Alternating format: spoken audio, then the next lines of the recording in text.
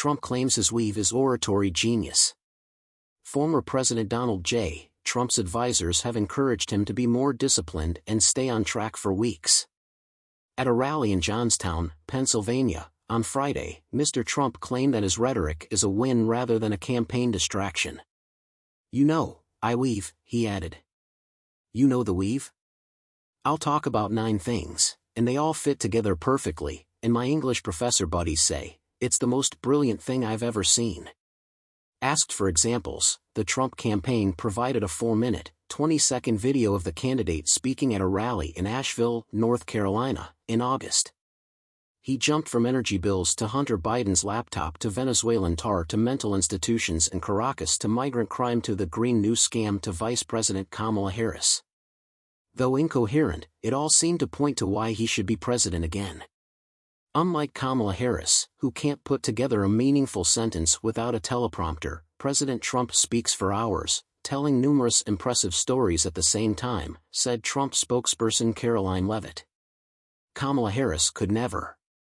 This advertising does not reveal whose English professor pals praised his style. "I seriously doubt that Donald Trump has any English professor friends," claimed Trump biographer Timothy O'Brien. "What this shows is that he is aware of the criticism that he is publicly uttering nonlinear, incoherent word salad and is trying to pretend there is a method or purpose behind it." Mr. Trump, the Republican presidential nominee, is unfamiliar with the weave, which is linked with weaving, tailoring, and cosmetology. In narrative history, William Shakespeare, Charles Dickens, and Larry David were known for being discursive but then elegantly tying up all their ideas. However, Mr. Trump's linguistic flights from electrocuted sharks to Hannibal Lecter's cannibalism, windmills, and Rosie O'Donnell are impossible to understand using hermeneutic methods. Observing Mr. Trump's usage of the phrase, Columbia University English professor and Shakespeare scholar James Shapiro said, "I read Trump's comment bragging that I do the weave. I believe him since the Oxford English Dictionary defines weave as to pursue a deceitful course." Joyce was known for his stream of consciousness that exposed a person's nature over hundreds of pages. Early weaver William Faulkner used circular narrative in Absalom, Absalom. These weavers tried to depict a changing thought on paper.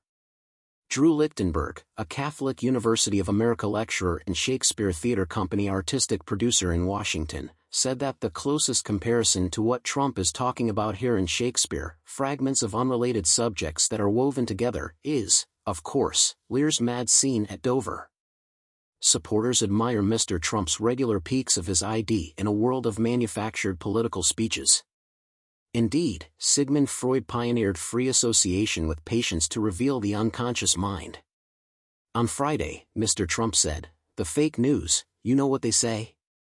He rambled. That's not rambling. Rhetorical criticism of him is nothing new. In 1921, newspaper critic H.L. Mencken called President Warren G. Harding's speech Gamalielese, after his middle name, Gamaliel. "It is so awful that a soar of grandeur comes into it," remarked Mencken. "It creeps insanely up the highest posh after crawling out of the black abyss of pish. Rumble and bumble. Just flap and doodle. Bald and dash." On Friday, 45th President and 47th presidential candidate Donald Trump discussed his oratory style. He responded, "What you do is go off a subject, to offer another little nugget. You then return to the topic and repeat this for 2 hours without mispronunciating a word.